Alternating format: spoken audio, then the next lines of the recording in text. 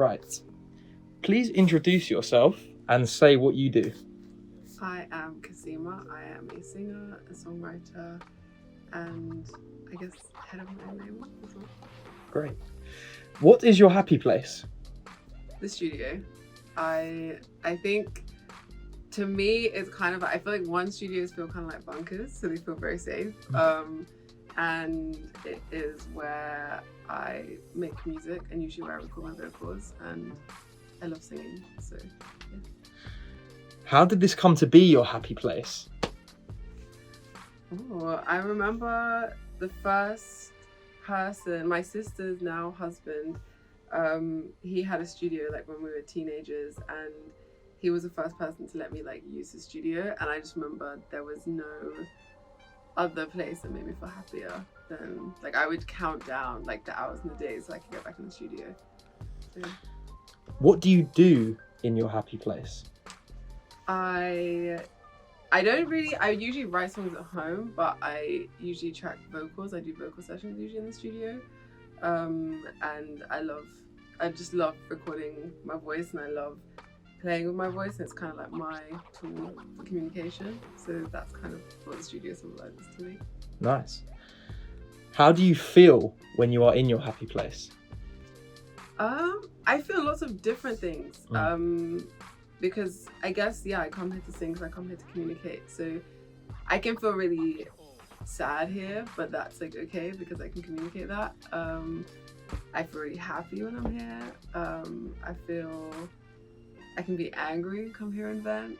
So yeah, all the range of emotions usually happens in the studio. Brilliant. Why do you need a happy place? Because sometimes the world can be a very ugly place. And I think everyone deserves to have a place where they can just go and be themselves, but also just to go and express themselves. And that's what I use it for. Brilliant. If you had to describe your happy place in 3 words, what would they be? It's quite isolated, which I like. Because you kind of close the door and you shut everything out. So I say like isolated in a good way. Creative, because I do creative things here. I don't know, like maybe just like mine, because it doesn't have to be that to anyone else, but it's that to me. Yeah. Nice. Give us an example of a situation when your happy place made you feel better or more inspired. Oh my gosh, there's so many, because I mean everything I do is create here. So like I think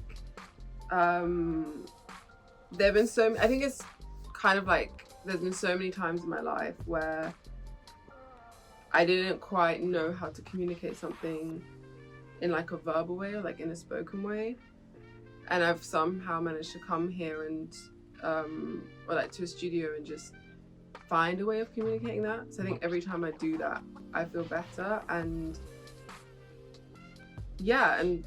inspired, because you kind of put down 2 lines about how you feel and then you end up with a whole song about how you feel. Nice. For so many reasons, 2020 has been such a tough year. How important is it to build up your emotional resilience, and how can we do that? I mean, I think emotional resilience is so important. But I think it also really depends on like just like things that I've experienced in my life. I mean, I just have that innately because I've had to build it up whether I wanted to or not. But then I think also, like not having it and kind of finding a way to build it up is fine too, because I think sometimes we think we have to just be like so tough through everything. And for me, I've had to learn the opposite. Like I've had to learn how to like not like outside of making music, how to like express myself, or like how to allow myself to be maybe in a way like softer, like not have such a tough skin with certain things. But yeah, I think it's important, but never to lose kind of kindness and empathy and warmth for other people. Because I think more than anything, more than emotional resilience, like that's the thing that this year should have taught people. Definitely.